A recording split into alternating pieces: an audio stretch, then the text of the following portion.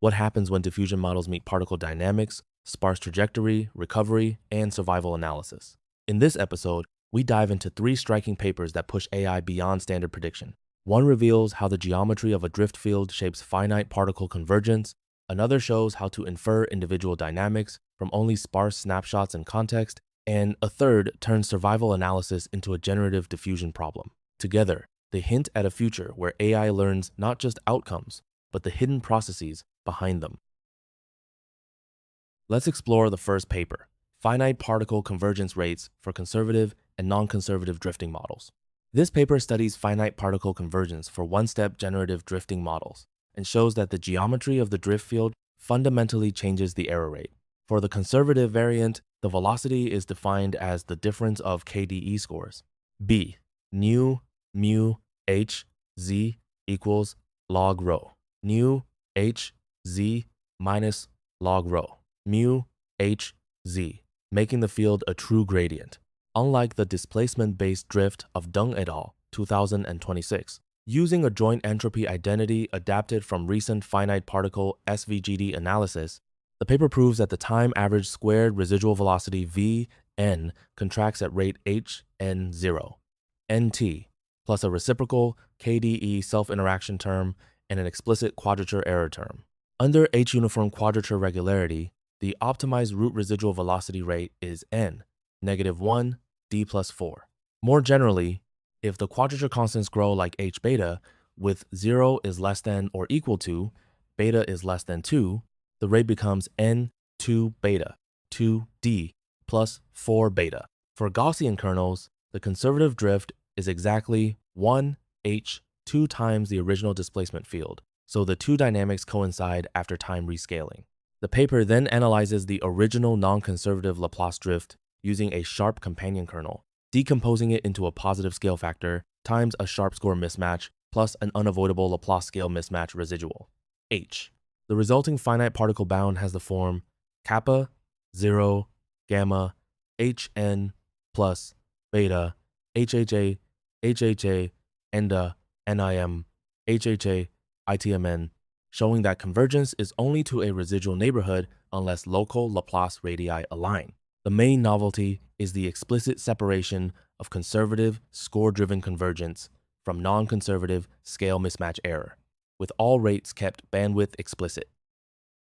Let's explore the second paper, Learning Individual Dynamics from Sparse Cross-Sectional Snapshots. The paper introduces cadence, a probabilistic framework for recovering individualized, continuous time trajectories from extremely sparse, cross-sectional snapshots plus static context, resolving the usual split between dense sequence models like latent ODEs and population transport methods such as optimal transport and flow matching.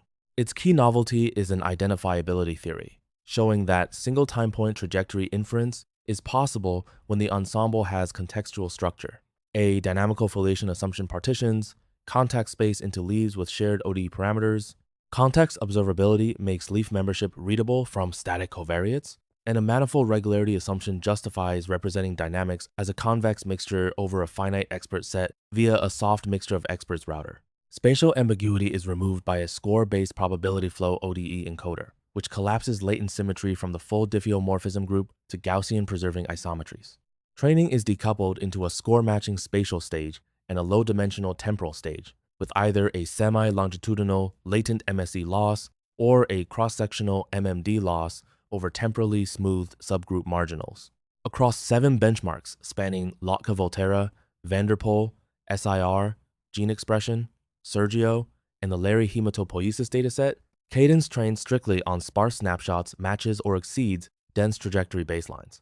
On Larry, it reaches 67.8% fake prediction accuracy, outperforming SES-Diffig at 58.5%, and on BM1, it cuts MAE from 27.47 for OTCFM to 2.05, while also improving routing accuracy to 94%.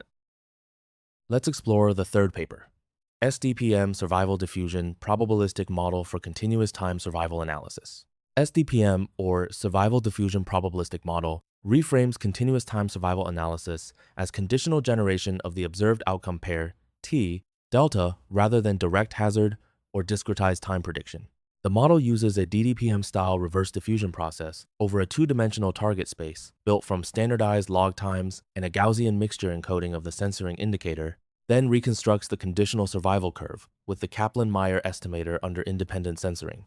This design removes fixed timeband discretization and yields a controllable trade-off. Using more generated samples improves Kaplan-Meier stability and calibration, while moderate changes in reverse diffusion steps leave performance relatively robust.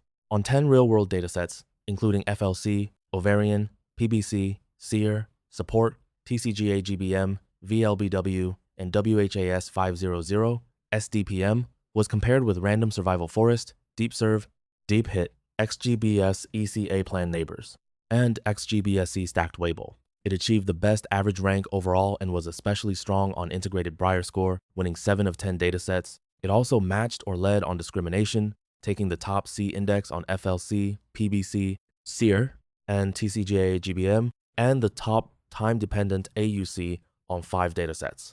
An ablation showed that the target space transformations matter. They eliminated negative time samples, reduced event rate calibration error from 6.7 to 5 percentage points, and improved C-index on 8 of 10 datasets. Synthetic Cox-Weibull experiments further show that with 2,000 generated samples, SDPM recovered the analytical survival curve better than random survival forest, confirming that diffusion-based outcome generation can approximate continuous survival structure more faithfully than standard non-parametric baselines. That's a wrap on today's AI paper highlights. Thanks for watching.